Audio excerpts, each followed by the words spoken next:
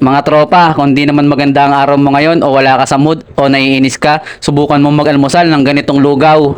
Magandang araw nga pala sa inyo mga tropa. Happy blessed Sunday. Ito na naman po tayo at nagsisimula na naman yung araw natin sa ating pamamalengke mga tropa. Pero may mga bagay talaga tayong hindi may iwasan. Minsan medyo minamalas-malas talaga tayo mga tropa. Ito, naplat nga pala yung bike ko. Kaya maglalakad lang muna tayo mga tropa.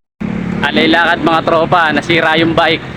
Sasakay nga sana ako ng tricycle mga tropa, pero naisip ko ipang-almusal ko na lang ipapamasahe ko sa tricycle. Dito nga pala yan sa Lugawan sa Trade mga tropa. Trapilya itlog po. Trapilya itlog. Diningan? Apo. Trapilya itlog nga pala yung pinili ko. Yun yung lahok niya mga tropa kasi yun yung paborito ko.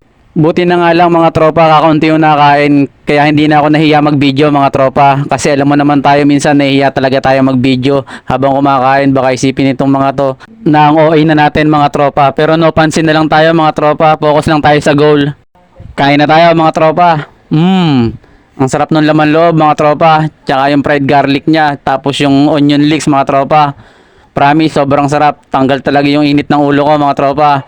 Siyempre, kuha na tayo ng panulak mga tropa. Sa sobrang sarap ng lugaw mga tropa, nalimutan ko, mamamalengke pa pala ako. Salamat sa panonood.